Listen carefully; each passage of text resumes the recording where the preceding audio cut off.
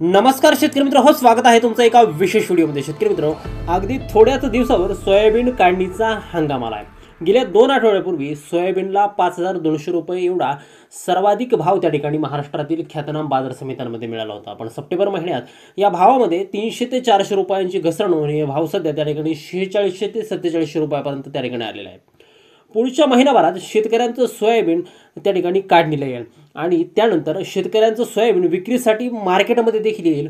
शिवाय सप्टेंबर महिन्यात अतिवृष्टीचा मोठा धोका हवामान विभागानं सांगितलेला आहे। यामुळे सोयाबीन पीक धोक्यात येणार का अशी चिंता शेतकऱ्यांना आता वाटू लागली आहे। तर दुसरीकडे जर का पाहिलं तर सोयाबीनचा पेरा हा 10% कमी झाला आहे। येणाऱ्या काळात सोयाबीन दर हे हमी भावाचा टप्पा पार करतील का अशी विचारणा शेतकरी करतायत आणि याच पार्श्वभूमीवरती आगामी काळात सोयाबीनला काय दर मिळू शकतात या संदर्भात अतिशय महत्त्वाची माहिती आपण व्हिडिओच्या माध्यमातून पाहणार आहोत। त्यामुळे व्हिडिओ अगदी शेवटपर्यंत काळजीपूर्वक पहा आणि चॅनलवरती जर नवीन असाल तर चॅनल सबस्क्राईब देखील करा। शेतकरी मित्रांनो, आपल्याला सगळ्यांनाच माहिती आहे की गेल्या वर्षभर सोयाबीनच्या बाजारात मोठी मंदी होती।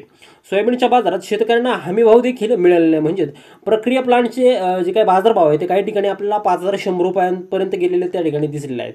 पुढे जाऊन शेतकऱ्यांना हा जो काही भाव आहे तो त्या ठिकाणी 4700 रुपयांच्या पुढे कधी त्या ठिकाणी गेलाच नाही। आपल्याला जसं आठवतंय तसं उच्चांकी जो काही भाव होता सोयाबीनला तो 4700 रुपये काही त्या ठिकाणी मार्केटमध्ये ऑगस्ट महिन्यामध्ये दिसून आला होता।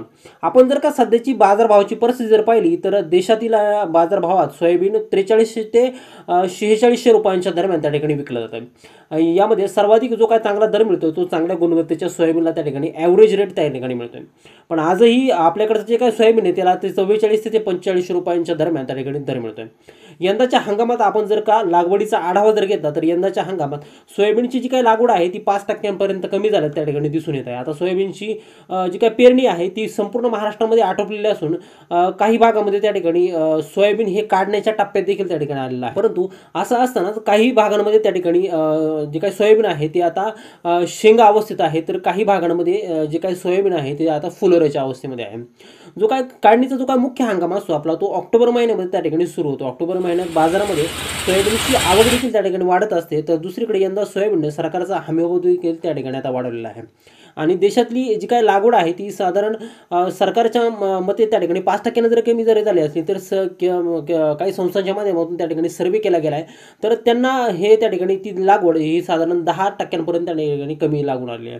गेल्या वर्षी त्या ठिकाणी 125 लाख हेक्टरवरती सोयाबीनची लागवड झाली होती, ती यंदा त्या ठिकाणी 115 ते 120 लाख हेक्टरच्या आसपास त्या ठिकाणी झाली आहे असं सरकारचं त्या ठिकाणी म्हणणं आहे। बघा शेतकरी मित्रांनो, आता पीक वाढीच्या या काळामध्ये काही ठिकाणी पीक हे पक्व अवस्थेत आहे, तर काही ठिकाणी अजून त्या ठिकाणी फुलोऱ्याचंच पीक आहे आणि अशा परिस्थितीमध्ये पाऊस आणि इतर नैसर्गिक घटकांचा किंवा नैसर्गिक आपत्तींचा त्या पिकाला त्या ठिकाणी फटका बसत असतो आणि शेतकऱ्यांचं नेमकं म्हणणं काय आहे ते आपल्याला त्या ठिकाणी आता बघावं लागणार आहे। बघा शेतकरी मित्रांनो, सगळ्यांनी जर का पाहिलं तर सप्टेंबर आणि ऑगस्ट महिन्यामध्ये आता भरपूर भागांमध्ये त्या ठिकाणी पाऊस झाला होता। मग त्यामध्ये महाराष्ट्रात नाही तर मध्य प्रदेश, ज्यामध्ये सोयाबीनचं उत्पादन सर्वाधिक त्या ठिकाणी घेतलं जातं, या राज्यांमध्ये देखील पाऊस झाला होता। आता आपल्या सगळ्यांना माहितीच आहे की महाराष्ट्र, मध्य प्रदेश आणि राजस्थान हे 3 सर्वात जास्त टॉपचे सोयाबीन उत्पादक राज्य त्या ठिकाणी आहेत।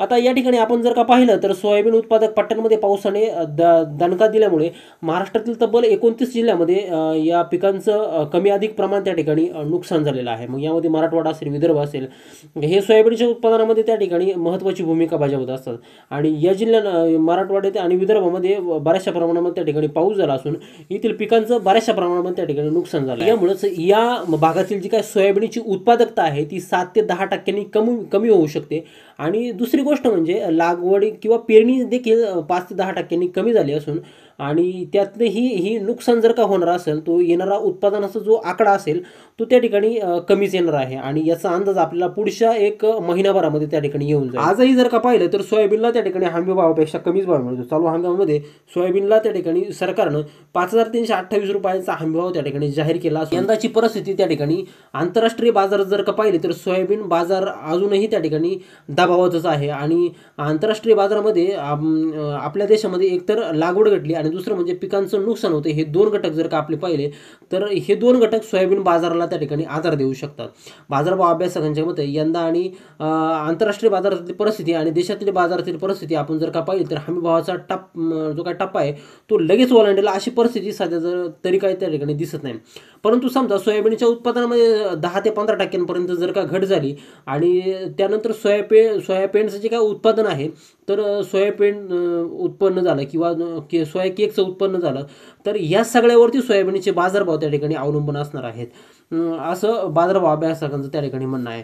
बघा तर त्यामुळे शेतकऱ्यांनी यंदा हमी भावाच्या विक्रीचा जो काय पर्याय आहे तो त्या ठिकाणी ठेवा असं. आणि समजा बाजारभाव जर का दबावामध्ये जर असेल तर तर त्या ठिकाणी विक्री ही त्या ठिकाणी शेतकऱ्यांनी त्या ठिकाणी थांबवायला पाहिजे. आता साहजिकच जर दबावात असतात तर या अशा परिस्थितीमुळे हमी भावानं विक्री करणं हे शेतकऱ्याला त्या ठिकाणी फायदेशीर ठरू शकते. एकंदरीत काय की सोयाबीनचं जे काही उत्पन्न आहे आणि शिवाय निर्यात आपल्याला किती करावं लागणार आहे, निर्यातीमध्ये नेमक्या अडचणी काय आहेत हेच पाहिल्यानंतर सोयाबीनच्या बाजारभावामधील जो काही पुढचा ट्रेंड आहे तो आपल्याला त्या ठिकाणी सांगता येईल. आपल्या किमान आणखीन यासाठी 1 महिनाभराची तरी वाट पाहावं लागू शकते. आणि आपल्या हातामध्ये सध्या एकच आहे की हमी भावानं विक्रीसाठी आपण त्या ठिकाणी नोंदणी करू शकतो. त्यासाठी आपल्याला पीक पाहणी ही त्या ठिकाणी करावी लागणार आहे. सोयाबीनच्या बाजारभावामध्ये अजून काही घडामोडी जर का होत असतील तर आपल्या चॅनलच्या माध्यमातून तुमच्यापर्यंत पोहोचवण्याचा त्या ठिकाणी आपण नक्कीच प्रयत्न करू. माहिती जर आवडली असेल तर व्हिडिओला एक लाईक नक्की करा. तुमच्या बाजार समित्यांमध्ये आजही सोयाबीनला काय दर मिळतोय कमेंटच्या माध्यमातून आम्हाला नक्की सांगा. चॅनलवर जर तुम्ही नवीन असाल तर चॅनलला सबस्क्राईब जरूर करा. भेटूयात पुढच्या एका नवीन व्हिडिओमध्ये एका नवीन माहितीच. तोपर्यंत शेतकरी मित्रांनो, धन्यवाद.